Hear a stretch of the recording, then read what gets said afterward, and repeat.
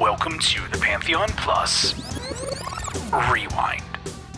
Hey there, welcome to episode 20 of The Rewind.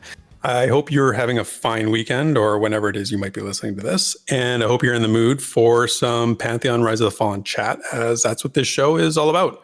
So we've got another good one lined up for you today, I think. And when I say we, I have, of course, I'm referring to my fearless partner in crime, Minus. And how are you doing, sir? Man, so much better now that I'm not sick laying in bed thinking I have the coronavirus. Luckily, I tested negative, so it was just good old-fashioned regular sick. But the last couple of days been symptom-free, so feeling pretty good, getting back to work probably late this weekend. So excited excited to just be done with that, man. I'll tell you that. I can't. Yeah, no, I feel for you, man. Every day is a fear of coming down with the coronavirus, and until we're through this whole pandemic thing, I don't know how much that's going to go away. But I'm glad you're healthy. I was worried about you this week, but glad to hear you're doing well. So, well, when you lay in bed for that long, you just start thinking of things, and if it wasn't for that, we probably wouldn't have had the completely new interface on Pantheon.Plus U, because that all came to me laying in bed like, hey, what if I did this? So. Yeah, no, you do sickness much better than I do sickness. I lay in bed and feel sorry for myself. Well, you get things done, so I'm impressed. Yeah, let's see if my girlfriend agrees with you on that one. Fair enough. And just a quick note before we actually get into the show, I just wanted to mention that we ran a giveaway last week during the YouTube premiere, and it was for a copy of Tabletop Simulator on Steam, which was actually donated to the show by one of our listeners. And I just wanted to say congrats to the Crinkled one. He won the giveaway on Sunday last week, so the RNG gods were smiling upon him that day. And so you guys know we have some giveaways planned for upcoming episodes, and I can tell you there is some seriously good loot in store, so stay tuned. And with that, let's get on with the show. This week in Visionary Realms news and notes. Okay, so as we always do, we're going to jump right into Twitter here, and Kilson is not on my happy list. We had another repeat Twitter question asking about your favorite loot and why. So we covered this topic already on a previous show, went in pretty big depth about it. So again, we're going to skip it. Now, if this keeps up, we may have to start doing some repeats. If people have repeat takes in the community, it might still be worth highlighting, but you're killing me here, Kilson. You're killing me. If you need questions, Kilson, I am glad to send them to you. Here's one. The first one I would recommend, on a scale of 1 to 10, how horrible are elves? This is a great discussion. We can have that. That could be next week. Kilson, man, here, help me out, brother. Come on, stop. Don't let Minus get in creative with the questions here. It's not gonna look good. It's not gonna be pretty. So I need you to get some working on these weekly questions on Twitter, Brad. Yeah. And the second one was kind of, it's a new topic, but it was kind of, he just threw it to the forums. So there wasn't even a real question on Twitter. So I'm going to kind of rephrase it for what the question actually is. And he just put living cities ? But basically what he's trying to say is, there was a forum post which detailed cities with changing shops, people who visit shops, bars and inns, people going in and out of them, and sort of this free-flowing cast of characters in and out of cities and replacing shops and things like that. This very dynamic idea on how to work cities in a game. So that's kind of where this whole debate started. It was on the forums, but we did get a lot of Twitter responses. So I'm going to go ahead and read through those. And then Theric, I think as the master of the forums, you're going to add some forum details at the end of this too, right? Yeah, for sure. Yeah, it was one of those questions that I think started over on the forums, and then Kilson sort of co-opted it and took it and put it on the Twitter sort of poll thing. So yeah, we'll get some forum responses in there too. Okay, so before we go there, let's go ahead and start with Twitter. In the first post here, we have Stone to the Bone, who's been on the show, featured quite a few times with the Twitter segment here. He says, I want my cities to stay inanimate. Could you imagine a city chasing you and trying to eat you? I thought that was a pretty good way to start it. It's pretty clever, yeah. And then he goes, sorry, more to your point, should be as dynamic as possible given its size. Smaller cities, smaller action, etc. So not a bad point. Jorgen Wickstrom says, a dirt easy solution would be to have common NPCs that path around and respawn with a new random name from a pool of names. As long as the NPC isn't part of a quest chain, I don't see a problem. Having a few random dialogue trees available when you hail an NPC would also make a difference. So interesting, easy way to just see different names. I don't know how much that would help me. But It would kind of be funny if you saw the same NPC, like they looked the same, but then they had a different name. It's like you just keep seeing the same NPCs with different names, sort of wandering around. This guy, who's he hiding? Yeah. Are you related to that other guy that I just saw a second ago? Because you look a lot like him. Zerg Jerk, who's also always a big part of the show and has donated quite a bit for the giveaways, as you were mentioning earlier. But he said, yes, please. Then also natural disasters, like I mentioned in a previous tweet. Player housing in towns not to be in separate areas. NPC house vendors, so you can sell your house when a new epic armor shop opens next door. Your price could go up, for example. Things like that, where like the value of property goes up and down because the city's changing. Interesting idea. Yeah, I haven't heard that one before, where it's sort of like the property value going up and down like that. It's kind of cool. Playing the market. Yeah. Strieg says, I think it's cooler in concept than in practice. I'll probably stand around in awe for about an hour or two going, ooh, and then go play the game and hardly think about it again. Not worth the developer time in my opinion, he says. Take a Hike says, not a fan, but I recognize that it and housing are popular to many. I too think it's a post-launch, maybe a post-expansion thought or goal. I'd prefer that the game get released in a playable form and additional features added over time. Grizzly says, please make us to love coming back to cities. He wants us to enjoy coming back to cities and just strut around showing off or helping out. Don't force us when it's a waste of time if I don't need to. So he's basically just saying he wants to go to somewhere for hours because it's fun to meet other players or maybe even NPCs. Right. Like sort of giving the player a reason to sort of enjoy being there. Right. Yeah. And we kind of talked about that last week. Like, it should be fun to just kind of explore the city. So how do you create that? Right. Jonathan Yeager says, 5 years after launch. Sure. Right now, get it to launch, work out the bugs, find your loyal player base, and then living cities. These are things you can do to build towards that in single auction house zones and a master artisan city.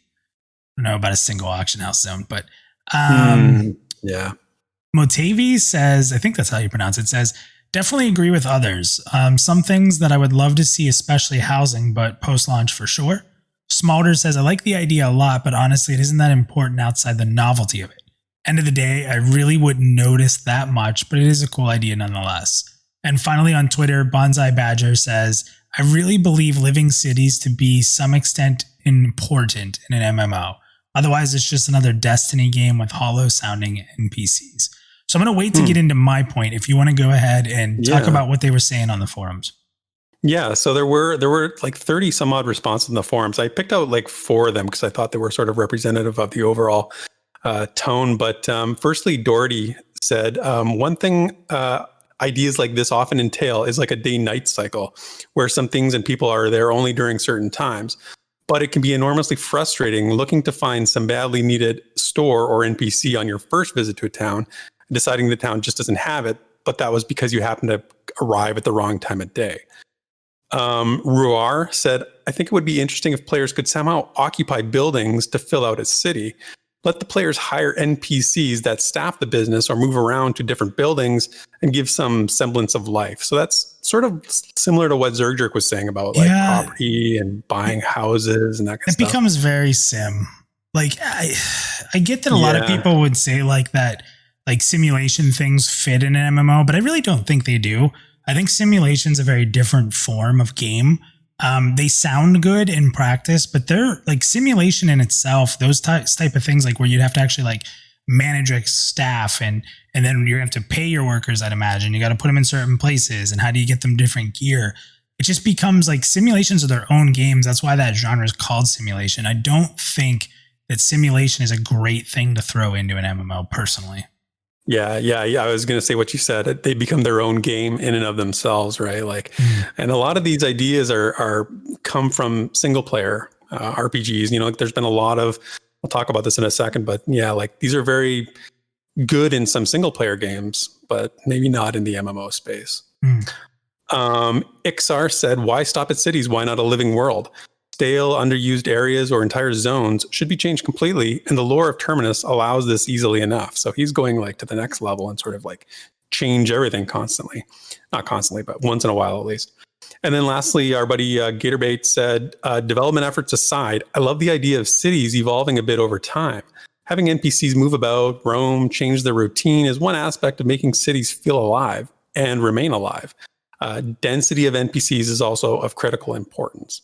So those are just a few of the responses over on the forums. That's an interesting point from Gator with like density. Like if you're in a really packed like town square, there should just be people everywhere, right? Like you should have like be wading through NPCs in a sense in like certain areas of the city, or if there's like a play going on or something, or a bard playing. Like imagine when you're watching like Game of Thrones or you're watching like The Witcher, like there's just these massive gatherings of people on top of each other, and you should have to kind of like get your way through it. Even like Assassin's Creed, think about that. Like when you're, stealth walking through them. Not that I need that in the game, but I'm just saying like there's always these crowds of people that you really don't see in MMOs very often.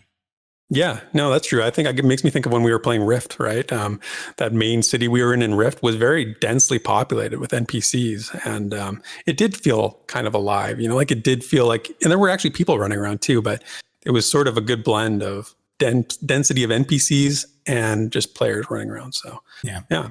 So breaking down the idea in itself, like completely, it's a cool idea, and I don't think anybody, even the people against it, I don't think they could argue it that it isn't a cool idea. It is. It's a neat idea. The issue I have with it though is it's a lot of coding work, and a lot can go wrong with NPCs that you may need, like shop owners, and I just kind of ask what the payoff is at the end of the day. The biggest thing here is players, not NPCs, make towns feel alive to me. I don't think there's any amount of NPCs you could script intelligently in a city that made it feel alive if there weren't players there. And I don't know that this would increase the need for players to go back, because it's more game mechanics that make cities important. And what kills cities is when game mechanics are skipped or made easier for the player to, go into, for example, doing it in a central hub that does everything, or from a menu system. Having to go back to regional cities and stuff like that's important. And that's where they've talked about like regional auction houses, for example. I mean, I don't mind them having routes reacting to the time of day, things like that, etc. But like, I don't know. I ask long term if it's something that really adds to the game. I guess I'm kind of torn, because it is a great idea, but I feel like it's a lot of effort for little return. Am I crazy, Theric, or what do you think? No, I think I'm on the same page with you here. That, like I said, this concept has been around for a long time. It goes way, way back in terms of RPGs, and sort of been like the holy grail of a lot of single player RPGs, and Ultima Online as well comes to my mind right away. Richard Garriott, aka Lord British, has always sort of like touted this kind of thing as his goal when he wants to build a game, and he brings these ideas to the table. And honestly, like I don't think they've ever really worked out as big as his vision has been. And maybe that's part of the problem, because the vision's been too big. So I think what you need to do is maybe take a smaller approach here with this, and just do simple things. I think the NPC routines, the day-night cycles, is a good idea. We know Pantheon has day-night cycles, so it's not like it would be, something that would add in. They would just be about, making the NPCs move around based on the day-night cycle. Even something like, think about in EverQuest, when the items that were in stocked by vendors changed because somebody had come along and sold something to them recently, right? Mm-hmm. It gives you the illusion of living in the city, the illusion of a living city. And on the forums, I didn't mention the post, but Vandrad sort of made this point, saying it's wise to not invest too heavily in this aspect and just do the things that can give the illusion. And I think he's probably right. And I'll finish up by saying, if you're following the development of Ashes of Creation, this is their bread and butter, right? Like this is what they're focused on with this whole living city idea, talking about like hiring a mayor for the city, and everything changes. So I kind of feel like, for Pantheon, maybe just, they just stay in their lane, do their thing, do what they're focused on. And this feature probably, doesn't need to be too much of a central concept. So yeah, that's where I'm at with it. Yeah, it's interesting you brought up Ashes, right? Because Ashes right now is riding a very high time, I guess, for the game, because they started showing a lot of stuff off, doing a lot of interviews, but it wasn't, but 6 months ago that everyone was ready to burn the game to the ground.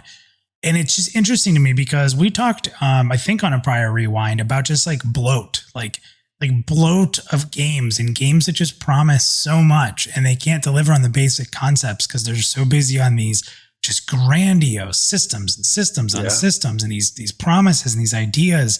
And they just they're not core game elements. They're not the core things you're going to be doing all the time. And they spend more time on these side things than they do on the what you're actually doing.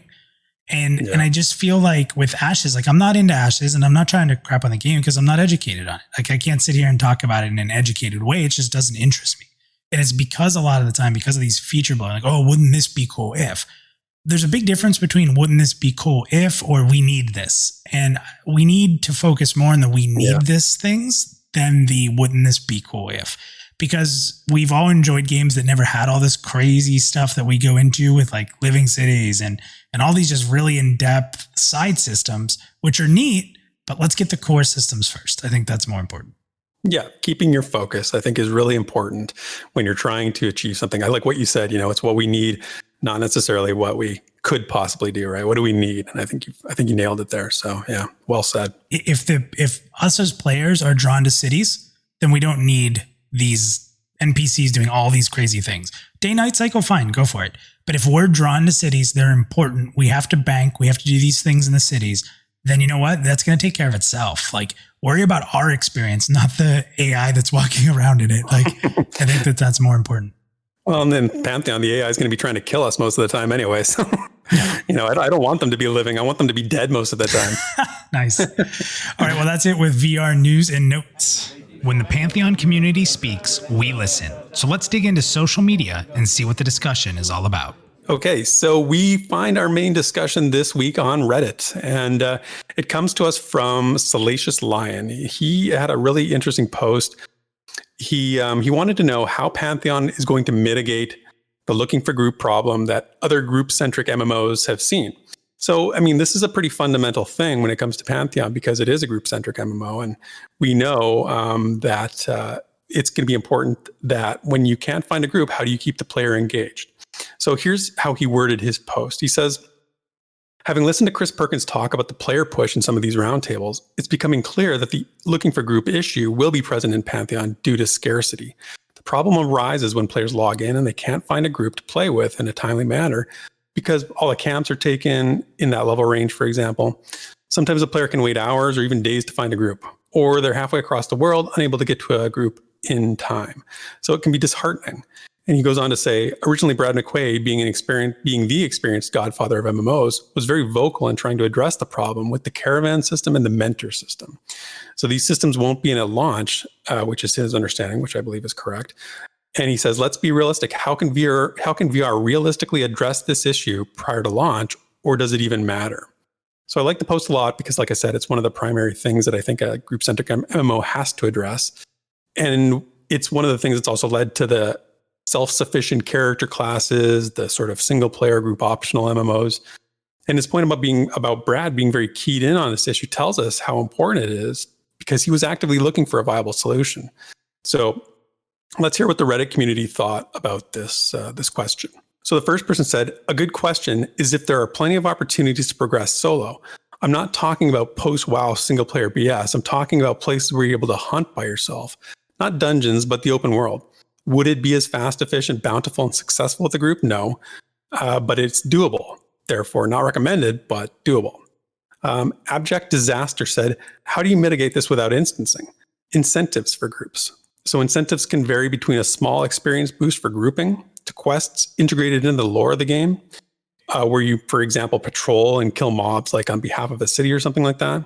If you can't find a group in the dungeon, maybe there's an incentive put outside the dungeon for people waiting to group up just to kill things outside the dungeon that are on maybe a more generous respawn timer or something like that. Let me jump in right there because he brought up a good point with this. It's really weird to me. Like all these games talk about wanting to encourage group play, but you never get as much experience when you're in a group. It's funny because some of them will be like, whoa, we're going to boost it for when you're in a group. But it's after the penalty that you're already losing a ton of the experience and we're going to boost it a tiny bit. So you're still losing. It's really strange to me that they don't want to increase the experience you get when you're grouped versus solo. It's an interesting thing that game developers don't want to do that. Like, it's like, okay, well, we don't want to make it too easy to level. So we don't want to give more experience if you get a full group because then everyone will have a full group. Well, that's a good thing. Yeah. I almost feel like you should take a penalty for soloing. I get that people are saying like, if you solo, it should be hard and not recommended. And these other stuff. And like, I remember killing like the Hermit, for example, in EQ, right? And he gave you a ton of experience when you killed him because he was higher level and you were kind of like bug fighting him in a sense. Yeah. And it would give you a ton of experience because you weren't supposed to be able to kill them by yourself and it wasn't separated between the group members. How about getting away from that entire system? Like, why does something have to be worth X experience? And when you're in a group, it's split 2 ways, 3 ways, 4 ways. Like, why can't it be worth X experience to everybody? And then when you kill it in a group, you get, 10% more, 5% more per person, or 1% more.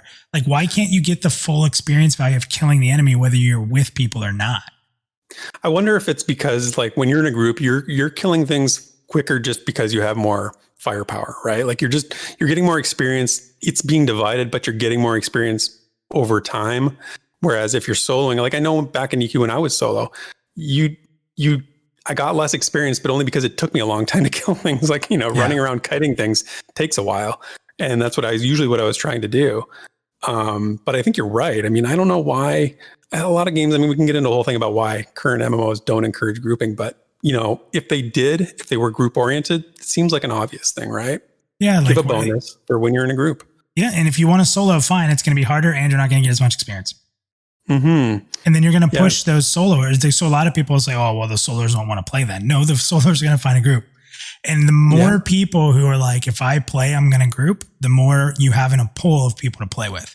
And I think the other thing too is, like, Pantheon might be interesting in the fact that, like, there's going to be ways around the Holy Trinity to where you can do duos and trios and stuff that might work well together. Maybe not as fast, but I think that's going to help a little bit. But there has to be some system in the game. And I know Brad had kind of talked about, like, the, like, social media, like, almost like what's that dating website that he said it was going to be like? The Tinder? No, the really expensive one that's like, oh yeah, I think not I know what you're talking. but you know what I'm talking about. But I do. But they said there was going to be something like that where you felt like this, like psychology profile that kind of matches you with people like you. So I don't know. Anyway, going a little off topic from that one post there by Abject Disaster, but it was a good post. No, and you make a good point. I think that's still a good idea. I still hope they're still planning on doing that, because I like that idea that they talked about a while ago with that sort of profile matching thing. Anyway, moving on. Erikai said, I think smart world design can help alleviate this. For example, in EQ, your low to mid 20s in the classic era, you had basically 2 dungeon zones to level in. You had Mistmoor and you had Upper Guk. If you were hardcore striking out at one place, you could, in theory, go to the other, but it was an entire continent away. So he says, I'm certainly not advocating for grouping of dungeons in the same level range, like basically within a short area. But smarter world design is the idea here. So sort of making it easier to get around in some capacity. He also mentions that a looking for group tool can be useful, and it's something that classic EQ didn't have. Not like auto-forming groups, just mean like a global queryable list where people can search for those who are looking for group and communicate with them and individually invite them to groups and stuff like that. Somewhere along the line in the comments, somebody brought up the practice of zone experience modifiers, basically like a way of boosting a zone's population by increasing the XP you get there to help with mitigate the group, like lack of groups. And this was raised by a few people as a means of ensuring like group availability. And so a couple of these posts go into the sort of the pros and cons of that. Bison ST said zone experience modifiers are an interesting point. Players will naturally revolve to high zone experience modifier zones, even if the time spent looking for group in a popular zone is a net loss. And then Orange Milk said, ZEM did greatly impact the population. Dungeons having one makes sense, as it was usually much more dangerous. People do their thing, however, and gravitate to the easiest route. How about a zone experience penalty? For every player beyond, like, say, 20 in the zone, the mobs get scared and spawn less frequently. This would force people to spread out a little bit. It's kind of an interesting idea, sort of switching it up a little bit there. Yeah, but who's going to leave? So say like it's like 20 and 22 people show up and someone's like, well, you leave. No, you leave. We have to like run people out of town, like chase them out of the zone. Oh, geez. I don't know. It's a good question, but so Robin1234 said, I don't know how someone could oppose a looking for group tool. It's just a list you could use to ask the leader for an invite instead of like spamming the chat. I don't like LFD or LFR systems in WoW, but LFG looks great. You pick a category, add a title, and you wait for people to apply. Once the group is formed, you all fly to the dungeon or whatever you're planning doing. The game itself is not actually doing anything for you. Another person had but it was done in WoW. So our community can't accept that. What's LFD? LFD? Looking for dungeon, looking for raid. Oh, Those are the okay, ones okay. that teleport you instantly into the raid or the dungeon. Oh, yeah. Okay, yeah. Well, it But must be WoW bad. did it, so sorry, Roman. It's a great idea, and I agree with you. But our community doesn't like it because it's in WoW. So Yeah, well, we'll talk about the LFG thing at the end here. I have some thoughts about the LFG tool, what it should look like. And I don't know if this is how WoW did or not, but we'll get there. better be careful. I will. Yeah, I'll tread lightly. Another person said, realistically, it's going to take multiple systems to deal with this, ranging from simply good world design to interface design to encounter like horizontal or alternative progression options. One thing can help is a good LFG interface, and it's something that Vanguard did really well. It was easy to use. It provided all the information you needed in an intuitive manner and wasn't simply an auto queue. Its biggest downfall was that, like all looking for group interfaces that aren't automatic queues, its usefulness directly corresponded to how many people in groups at any given time were actually using it. I could see this being alleviated with like a very meager experience boost, like say a couple percent, for any groups that were formed through receiving an invite through the LFG tool. So like just like a 1-2% boost or something like that, just to promote it being used. You know what's funny? And then, because I can see people saying, well, then like every group's just going to form through it. Make it so if someone's on your friends list, you don't get it, or in your guild. So if someone's on your friend list, you don't get it. You don't get the bonus. So like, for example, like they're saying like have it so everybody who gets an invite through the LFG gets a boost to experience, right? So what that would incur then is then every guild would form up through the tool instead of just by natural means, so that they get the extra experience boost, right? Right. So to mitigate that, if someone's on your friends list or someone is in your guild, whether they're invited through that tool or not, they're not going to get the boost. So let's say that there were 4 of you and you needed 2 more people. The 4 of you could just group up natural means, and then you could recruit 2 people, and those 2 people that come in would get a boost for joining your group. I think that's the way it should be done. Yeah, no, that's good. Yeah, you're totally right about that. Echolocation 8 said, having a looking for group tool that posted the zone you wanted to group in, your current group composition, so like level and class, and the role you're trying to fill, maybe a note to specify something about the group. A couple other solutions he suggests are way larger zones and increasing spawn rates. He talks about an EQ, how like the spawns were like 18 to 24 minutes per mob, and you could usually kill mobs faster than that, like much faster than that. So if these were like lowered, so like 8 minutes or something like that, the groups couldn't get as far. I don't really like that idea because the thought of the respawns behind your group is always terrifying to me. I'm always like, we gotta go. You like that idea? I really like it. Yeah, I love the respawn push. It's the scariest thing ever. It keeps you on your toes. There's no dilly-dally until you get to your camp spot, right? Like once you have your camp spot, you're good. Yeah, right. Then it's fine because then and you got it all sort of timed out. But like when you're going down that hallway and things are popping up behind you and you're like, oh man, that's so anxiety inducing, but in a good way. Yeah. So Lord Nagafin said, Warhammer Online had my favorite system for grouping. There were open groups where people would were working on public quests. Typically the format was to clear a bunch of mobs, then the mini boss would spawn, then a large boss. You could run into the area you wanted to fight, just check for open groups, and it worked really well. And the next person agreed with him, saying they second that idea. It was really ideal for open world group questing. You go to a zone, you see what groups have openings, you hop in. And here's something he says that I'm going to talk about. But he says it definitely fosters a drop-in, drop-out environment that is great for group content. So I don't agree. Like I don't want that because I feel like that's become sort of the commonplace way of grouping in most MMOs these days. It doesn't really foster that connection, that investment in the group, if you will. That's sort of this loose drop in, drop out method of doing it is not something that I think is probably a great idea, but it's good I'm glad that they've had good experiences with it. Yeah, there's a lot of that going on now for sure. Yeah, again, going back to Rift, right? Like the rating in Rift, right, was just basically following a bunch of lemmings off a cliff and running around constantly. Anyway. Deep Planet said, if you design it right, groups don't even need to be a thing. Just make it like proximity chat and let you see other people's health bar and mana.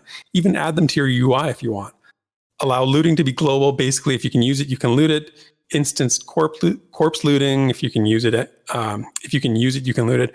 For anyone that either attacked the mob or assisted someone who did. I'm not sure if he's being sarcastic there. I kind of think he might just being, because it doesn't sound like a Pantheon kind of thing. It sounds like something else. Definitely not. Yeah. So Quicks123 said, this is why world design and players per server matter in a game with little or no instancing. When P99's new servers merged, my group of friends could never even find a place to go. We made friends in game. We have a full group and nowhere to go. We ended up being broken apart, forced to split up and find like cheesy spots to solo, killing guards because of overpopulation. So Lasterboss says there needs to be a system that incentivizes high-level players to group with low-level players. Maybe a special skill tree like leader XP from EQ, or special auras, titles, transmogs as rewards for down leveling to group with newbies. This would increase the overall amount of grouping opportunities. I could even envision a system that shows which looking for groups have been looking for group the longest and reward that group by inviting players with the longest looking for group time. I like that. I like that. And the end part of that I like a lot. As far as like the incentivizing high level players, that's the mentor system. It's just a matter of it's not going to be an at launch from what we know. But the mentor system is essentially exactly what he was asking for. But that last piece of like the longer you're in, I think that they need to incentivize. I really do think so. I think small EXP boosts would make people do it. And it's not going to ruin the game. It's not going to ruin the leveling experience if they're small, but if it's even a small boost, people are going to want it.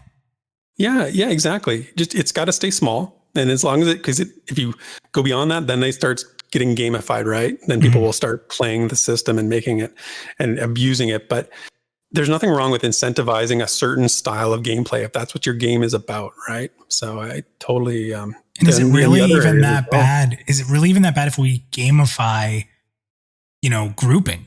So to make it better, to make it work. I mean, I get what you're saying because I know you're very against gamifying. But even if we're going to gamify something, if it's increasing the ability to find groups, it's not a horrible thing as long as it stays within the Pantheon tenets. Yeah, that's right. That's what I'm saying. Keeping the experience boost very, very small and limited, just to provide that one little bit of edge to make it something that is not a problem. Because, like I said, this is one of those fundamental issues that they have to figure it out, right? So, always open to ideas like that. Couple more. Kapate said, I don't think it's an issue. You either find groups and you make friends or you don't. If you can't find a group, I'm sure there will be other activities to do. The issue is more population and marketing so that there are enough players on at one time. And that's what VR needs to improve. And then lastly, again, Juki said, he said, as long as you make friends, you can find a group easily. Better level up those social skills pre-launch. So I can kind of get behind that. He says it on Reddit. Level up socials. Yeah. Well, I know it's got that Reddit sort of tone to it. I agree with you, but no, I'm just saying like of all people to say, hey, level up your socials. Never mind. I'm going to get in trouble. Fair enough. Okay. So like I said, I'll give you my opinion here, but they talk about like not being able to find a group in group-centric MMOs, but there really haven't been that many group-centric MMOs since EQ. A lot of the posts in this thread were sort of like people saying, I never really had this issue. EQ did a lot of things right. We talk about EQ a lot, but one of the things that they did the most good for this issue, I think, is just giving people the freedom to try to solo content. It wasn't designed for solo play, and that's how it should be. But if you can't find a group that evening, you can go back to a zone a few levels below, like that are below you, and you can try and solo stuff. And that should be doable. Like you should still get modest XP from that. So, I mean, like I said earlier, I've gone back. I remember killing aviacs, those like bird creatures in like North Carolina, South Carolina sort of thing, 5 levels below me, and they gave me terrible XP. And it was still even risky for me. I still died. But when I couldn't find a group, that's fine. I was still socializing. I was still chatting with my guild. I was still, zone chat kind of thing. The social experience was still there. So, and like we said, incentivizing the LFG tool, it has a lot of merit. As long as you're not skipping out on that socialization aspect of it. You're not automating the communication. That's where we get into trouble because then it becomes that instant in out. It becomes, hey, we need a person, we need a tank. You pop in, you're with the group, you run through, pop, you're out, that sort of thing. There needs to be communication. And lastly, something that wasn't brought up here, I think the perception system for Pantheon specifically is going to play a key role here because with the flagging and the depth, you're always going to be wanting to go back and finding out if something changed for your character since the last time you talked to an NPC, like you've killed something new, maybe you have a new item. Maybe something has changed in your character's sort of flagging profile that changes how they respond to you. So I think this falls into that other things to do category, but I like it because I think it does give you that. But so we've sort of given our opinion throughout here. What else do you see in terms of being able to solve this potential issue? How would you address it ideally, Midas? So it's a really important topic. And I think that a lot of people have talked about like having a reason for high levels to go help or do things with lower level people. And I think that that's important. And it does worry me that the mentor system isn't going to be something that's going to be in place early on. It really does. So then I ask, what's the penalty? If I'm a level 30 and I go help a group of level 20 friends, what's the penalty for me being there? Is it so punishing that it's not worth it? Or can I go help them and they still at least get good experience out of it? Like, is there like a catch up? Like maybe I'm not getting much, but they still are. Like, I don't want it to be so abusive that you can power level, but it has to have something. Like, how can I go help my friends if, like, am I gonna have to sit outside the group and be like a buff bot? Like, that would be miserable, right?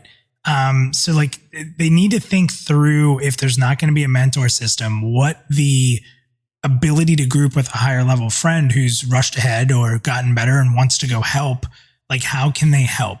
And that is important to me. And again, I think the mentoring system would have been a really good thing to have in it launch. So it does worry me that it's not going to be. But outside of that, from an interface standpoint, like it's another one of those things that I said, if it's not broke, don't fix it.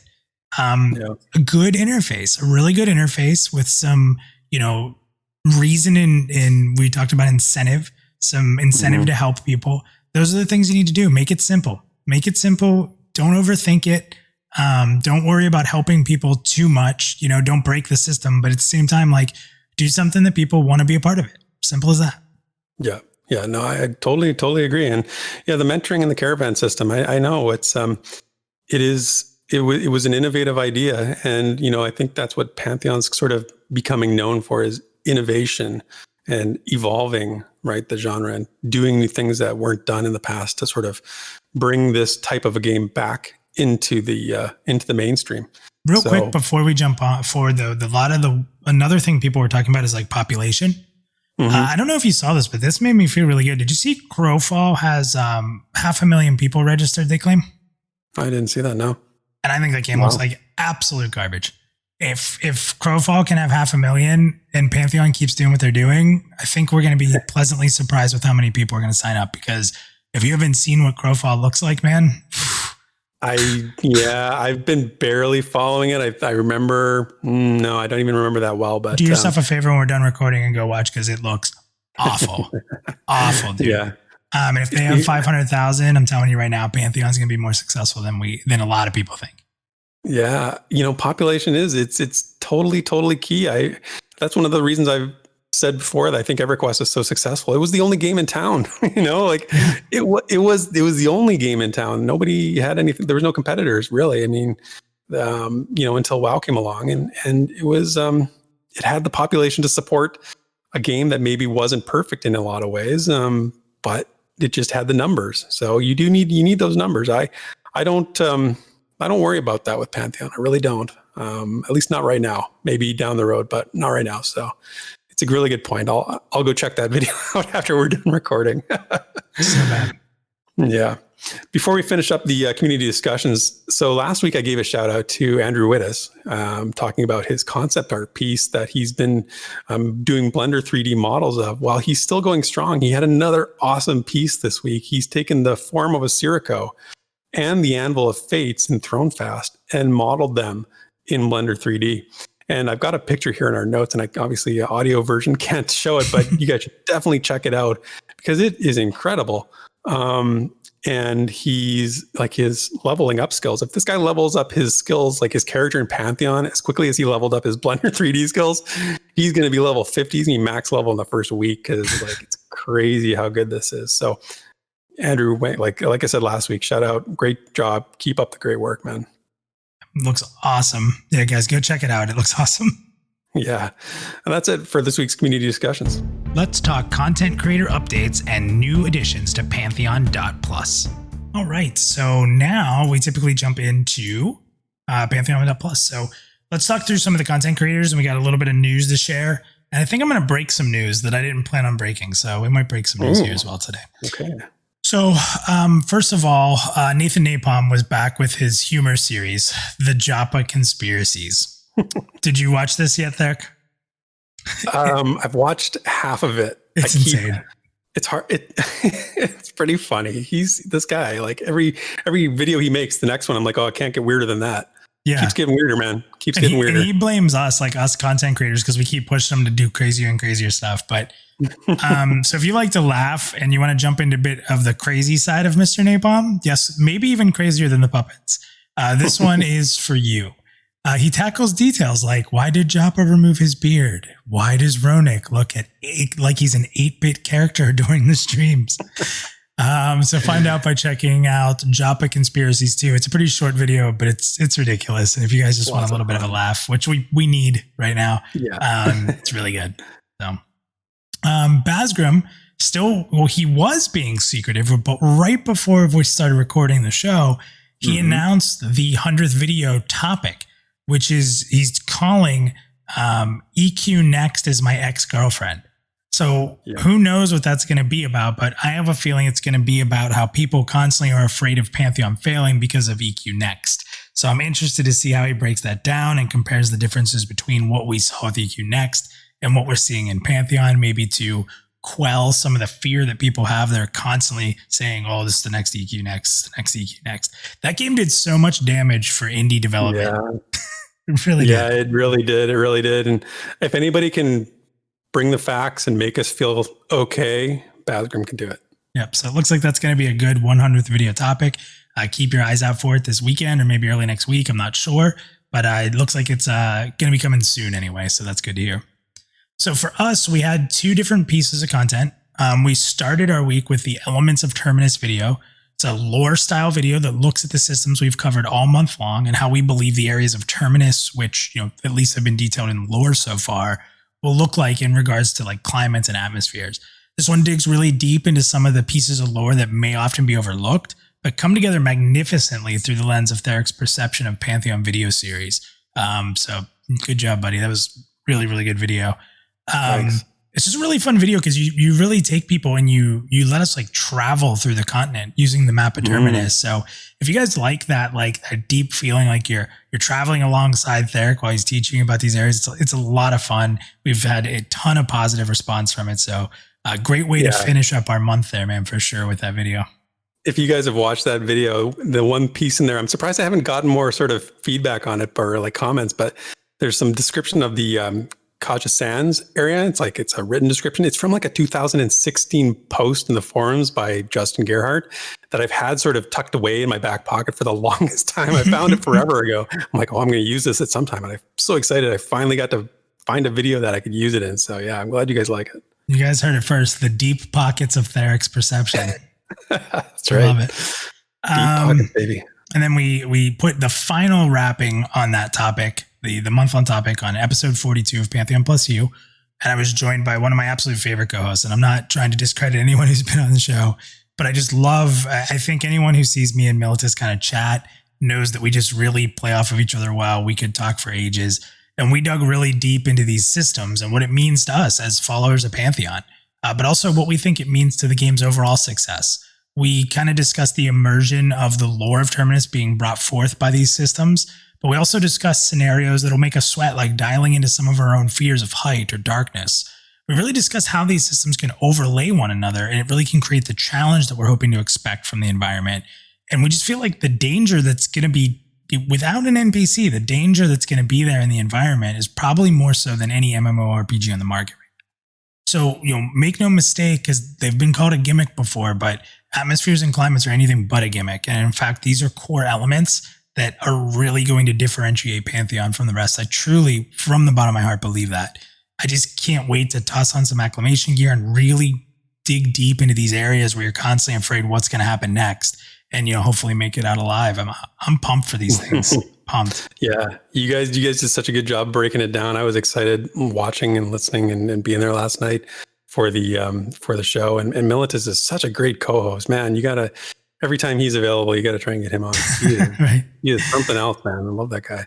So by the time you're listening to this, you should be able to check on demand for the episode of Pantheon.Plus You 42, and also that Elements of Terminus video if you've missed it. So check those out. So what's being worked on? Something small, but on Pantheon.Plus You, we debuted a little detail called the Pantheon.Plus Wall. And we know this is probably something that's going to take off over time, but it's a really neat feature. And this is a project that was taken on by Drac, and I'm just a really big fan of it. So this wall will allow any of our community members to post pictures or videos to it, which highlight their gaming moments while we wait for Pantheon. And I'm more excited when we get to Pantheon what we'll see on there. But to be a part, simply put the hashtag Pantheon.Plus in your tweets with a video or image, and Drac will be able to approve any of those that fit the bill. We'll be showcasing the wall off on live streams for Pantheon.Plus U or any other special events we do. But we'll also find a place on our website or homepage once we finalize the remake of the homepage to, accommodate articles like we're doing. You'll see that wall live there as well. I know we've been talking about the article section for a while, but we are building a lot of tools to make sure it's right for those who submit or read through the future content that the writers in the community put forth. But in the meantime, if you have some epic gaming moments, just put that hashtag Pantheon.Plus tag in your tweet and we'll make sure you're highlighted. So really cool feature. I really enjoy that. I thought Drac did a really good job with that. Definitely. So kind of hinted at it there, but the other news from us, we're just working a lot behind the scenes to get the website to the next stage. Sadly, I don't know how to program, so I can't dig in with the guys and give you all the nitty gritty details. It really falls on Burris and Poiru, and we trust in them. We know they're working their tails off and building that next stage of Pantheon.Plus. It will be worth the wait. We just ensure you that for 100% it will be worth it. But since this is other news, I'm going to do this, and then I'm going to break some news. So first, the Deftones, the best band of all time, by the way. I don't know if you know that. That's official. They just put out a single to their new album. It's been teased for 2 years to come out. Like for 2 years, I've been waiting. Like, maybe next month, maybe next month, maybe next month. 2 years of that. They finally announced it's coming out next month, and they put out a single, and I've probably listened to it over 50 times already. It is just outstanding. This day alone makes me so happy because of that. Now I know you were all over Discord today with that song, and I know that feeling. It's such a good feeling when you get that new song come out and you're just so excited for it. And especially when it's good, because sometimes you wait and it's a letdown. Yeah. Okay, so this wasn't in our notes, but I'm going to go ahead and announce this. I just want to tell everybody and make sure people understand that this is not a negative thing. I have left the Rainborn Guild. That I've been a member of for a very long time. And I just want to say, like, those guys taking me in as a young content creator quite a while ago. First of all, I know I'm annoying at times and I'm all over, the forums and all this and that. So it's kind of a big risk to take someone like me into your ranks. They, from day one, have always supported me in an amazing way. I've been talking to leadership there over the last week or so. And I think stepping out right now is a good thing to do. And I just want to thank everybody there, leadership and the friends I made. And it was an amazing environment. I'm not leaving because I necessarily wanted to leave Rainborn or there's any issues with Rainborn. That's not the case. I'm leaving because, we have a plan at Pantheon.Plus, and I'm going to tease and leave you with that. So that plan wouldn't be able to come to fruition if I was part of Rainborn. So simply put, that's the reason. So stay tuned for more. Is that a good tease, Derek? How's that? It's a great tease, except I don't want to say anything because I don't want to spoil anything either. And I'm all good things come to an end. It's not, sometimes you just got to move on, and that's okay too. And it's it's new, something, one thing ends, something else begins. So I'll leave it at that. Exactly. Well, that's it for Pantheon.Plus. Here's the mail, it never fails. It makes me want to wag my tail. When it gets here, I just yell, mail! We're getting sued. Well, there it is again, Theric. That bumper. How long are we going to keep that bumper? You think we're going to keep forever. It forever? Okay, we are forever. Oh, forever. I was singing it in my head. Like I was walking around before we started recording tonight, thinking about the bumper. I was like, why is he a big fan of Blue's Clues? Like, I like Blue's Clues. My kids will like Blue's Clues, I just, like, as soon as I thought Mailbox, it's the first thing that came to my head. Anybody who was tortured with Blue's Clues, by their kids or whoever, that was the case. So. What was the guy's name? Steve. But then there was another guy, right? Wasn't there like a replacement for Steve later? Other guy doesn't matter. Regular Steve left to be like a rock star or something. I don't know. It's a crazy story. He wanted more money. They couldn't pay him on his contract. Crazy story. But anyway, so we have a mailbox here. We have some good stuff to talk through. We got some time to do it, which is great. So let's go ahead and jump right in. The first question here is interesting because it ties into our whole concept tonight. So Brian Reck from the community says, how long is a reasonable amount of time it should take for players to be able to meet up, play in groups that start in different areas of the world? Do you think fast travel mechanics would help this or do more harm than good? Should, say, a Darkmere player have to do anything to be able to group with an elf other than make the journey to meet up? I can go first on that, Theric. You Sure. good with that? Okay. Yeah, we'll just alternate, go back and forth. Yeah, that works for me. So, I would say that how long should it take for a player to group up? I would say if the average session that Pantheon's looking at is that 2 to 3 hour session, it shouldn't take more than a half hour to meet up, because that's going to be a significant portion of time in your play. I think a half hour to group up is fair. The second part of the question, do you think that, fast travel mechanics will help with this or do more harm? They're going to do more harm than good. Now, and I don't mean it in a sense of like a wizard teleport's fine. A druid teleport's fine. Gating back to a location, that's fine. And is the last part of it, should a Darkmare have to do anything to be able to group with an elf? No, I think EverQuest did that right? Like where it's the NPCs of the world that hate you. Your players don't have to hate each other. It's not a PvP server. So I think if those two players want to group up, that's fine. But if you're traveling through an area that's really safe for all the elves and that Darkmare has to find a way around to meet up, then that's what you're going to have to do. Yeah. So what are your thoughts? Yeah, I would agree with that. I'll agree with that. It's too much of a barrier if you put that kind of a thing in a game like Pantheon where grouping is essential. If you make elves and Darkmere, for example, not be able to group together, that's just too much. It's a bridge too far, so to speak. In terms of how long it should take you to group up, to find a group, it should take you as long as it takes you to find a wizard or a druid to port you to wherever you need to go. So he's sort of asking, like, once you found a group, how long should it take for that group to come together? This is the issue with like a looking for group tool if it's global rather than zone specific. Like, I'm not saying there shouldn't be a global looking for group tool, but if you're going to do that, then how you manage one player moving to the other side of the world becomes really important. And we don't want to do fast travel. So like I say, if you have a druid or a wizard friend in your guild or just a friend in general, you've got a golden opportunity to, they have a golden opportunity as well in terms of like enterprising people to set up a little business, get people around, because it's going to be important. And I think half an hour is about right. I like sort of, see myself, how long would I wait? I think half an hour is about reasonable. So you can do a lot of little side things in a half hour, right? Like while you're trying to find a group, you can organize your bank. You can get yourself ready. You can look at certain things, catch up on guild details. Like there's a lot you can do in a half hour, but after half hour, you start to just get like, okay. Yeah. I mean, usually I'll just run around and like solo and, try and solo stuff until I get that invite. But I know it's a good question because it, like I said, it does tie into that looking for group issue that we talked about earlier. So good question, Brian. So the next one here is from Tech Ninja. He says, what are your opinions on community-based UI mods? Should they be pure quality of life graphical like EQ, or complete overhauls and additionalist like through an API like WoW? What do you see Pantheon doing? I'll let you start on that. Yeah, so, I'm not really a fan of UI mods all that much. I think if a game is designed well with a UI that's well thought out and put together, you don't really need them. But then again, I'm also going to say I don't have that much experience using them in an MMO. I mean, I've done mods for like single player games all over the place, but in an MMO, it's a little different because, you're sort of working with you're one of many and you're all trying to sort of play the same game. And I don't really care if people use them for their experience. If it makes their experience better, I don't really care. But I would be surprised if Pantheon officially supported them. Like we said before, they're a small team that's an indie studio, limited resources.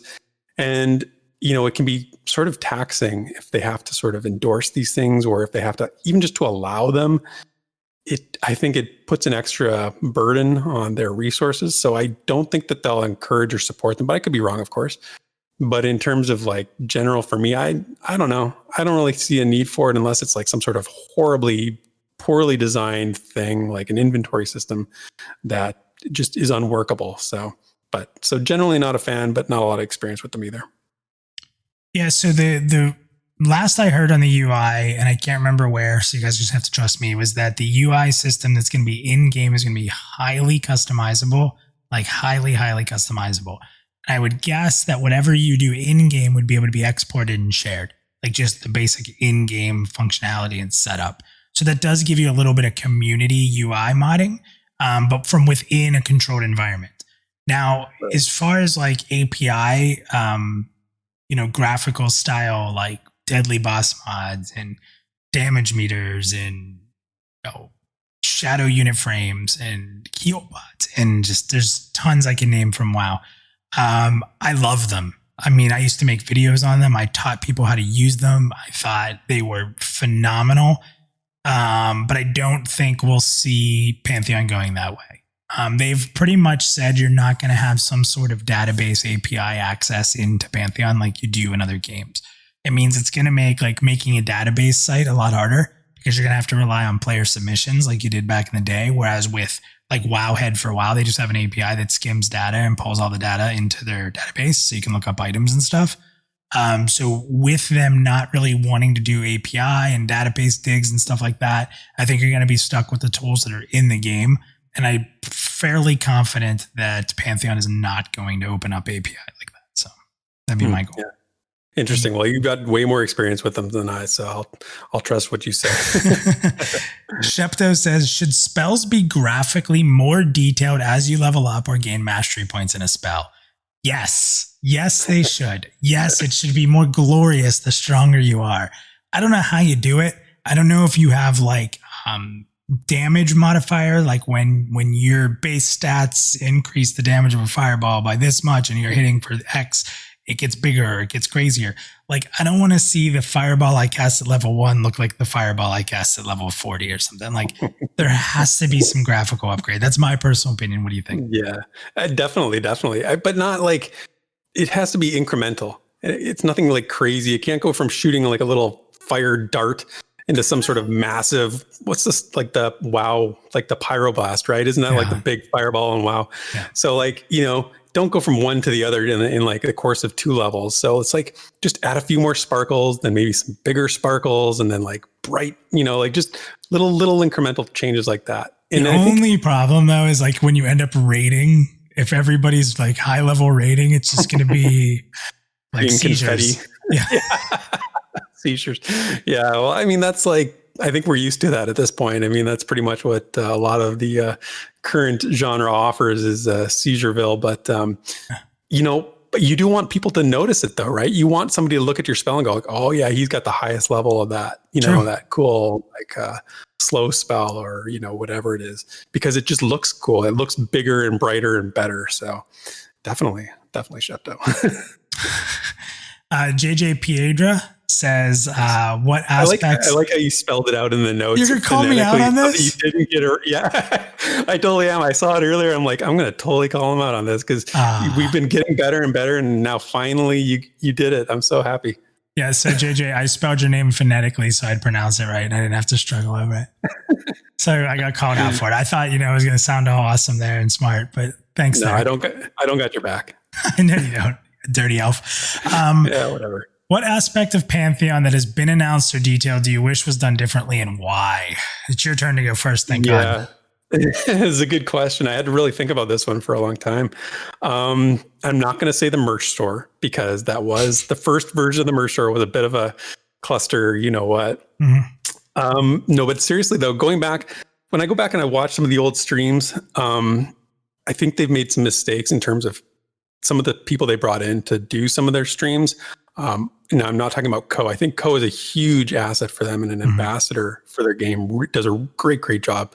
I know other people may not agree with that, but there's been some other streamers that they've had that have done past streams that I don't think did much of a service for the game, to be honest. And whether that's just from lack of experience or professionalism, or they just didn't understand sort of why they were being brought in the first place. I think that came through on a couple of the streams. So I don't know if this is sort of, if I'm answering the question that JJ is asking here in terms of like an aspect of Pantheon, but I think that is a mistake that they've maybe made in the past with who they chose. And I think moving forward, they really need to, find somebody who, like I said, with Ko is just a good representative and knows sort of the purpose of what they're doing as a not advertising, but showing off the game's strengths. So that's my answer. I had to come up with that one. It took me a while. I agree. I think it's actually a really good point. That's completely left field out of what I was thinking. I think you're going to hate me for this, but I've said it before.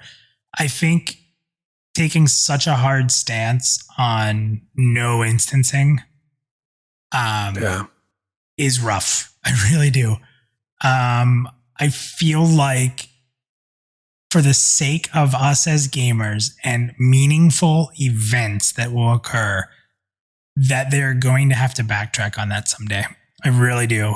And if they just didn't put such a hard stance or even said like 90-10, even if they didn't do much instancing in the beginning, just to give themselves the ability to do a more epic battle or an epic story scene or something like that, I'm just very afraid of the zero instancing that they kind of are standing on. Now, it seems like they actually have walked back on zero instancing if you listen carefully to some of the things they said, but overall it looks like they're still there. That's probably the biggest stance I think that they would have been, the 90-10, 95-5 is fine, and it wouldn't hurt any of the tenants in that way. So that's probably one of my biggest worries there.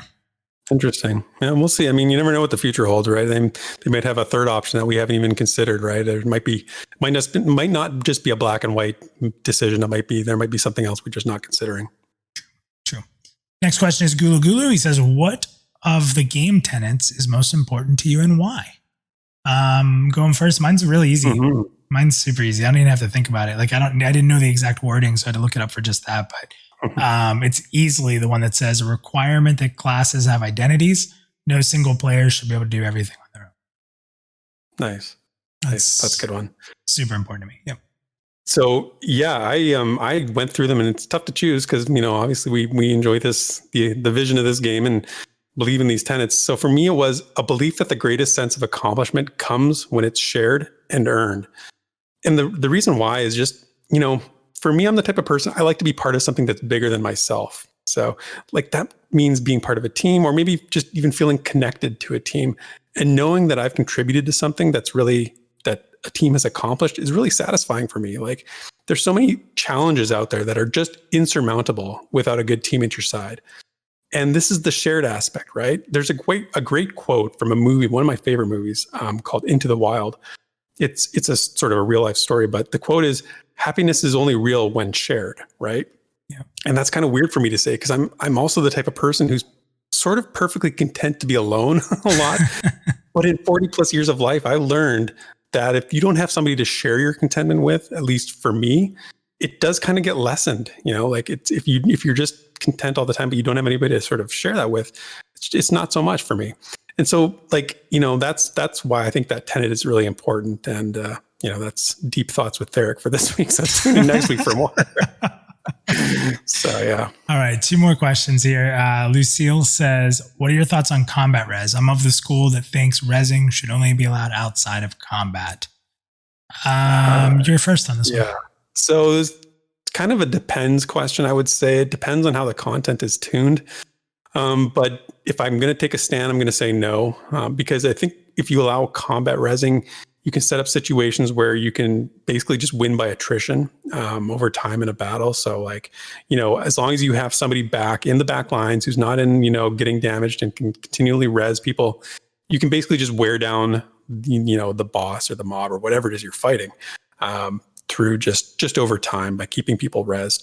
But again, it depends on sort of how the content is tuned. That would be my answer. I like combat res a lot. In WoW, you would go into a raid fight no matter how many combat reses you had in your party, because not everybody could combat res. There were only a few race classes that could. But no matter how many you had a limit. So you'd have 3 combat reses for the entire fight, right? And it was something that was strategic. You couldn't just combat res, any willy-nilly time you wanted, because as soon as that person got up, they could be one shot and killed, and that was a waste. Or if you were a healer and you needed to focus on it, you couldn't just be sitting there popping a, res when you needed to be healing. So I think, it can't be an infinite thing, but I think it's probably, I would imagine that any class with a battle res is going to have a long cooldown on it. So I'm a big fan of it. I think it's another strategic element to difficult fights. I think sometimes, no joke, if someone's out of mana and it's a struggle and you need to push them, you could get them killed and bring them back with a res that maybe brings them back at half mana. It becomes a strategic element. Strategic death. Now that person, it's going to probably be a little upset to lose the experience, but if it's going to help us win the fight, maybe you have to. That's interesting. Yeah, but I like combat reses. I think that you don't want to have infinite combat res. Your regular res should only be able to be outside of combat. But a high cooldown combat res, I think, is important. Yeah, interesting. Cool. So the last one here, Baron, I'm reading it because it's a great question, but can't promise you on my answer here. It says, can you suggest 3 resource designs? I like that he says 3. Can I just do 1, Baron? Baron, come on.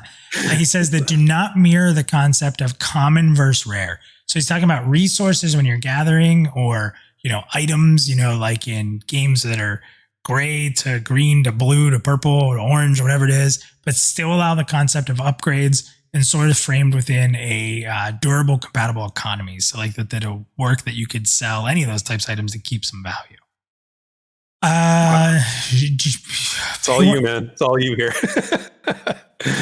So I think that rarity has to exist. I don't think I can design something without mirroring the concept of common versus rare.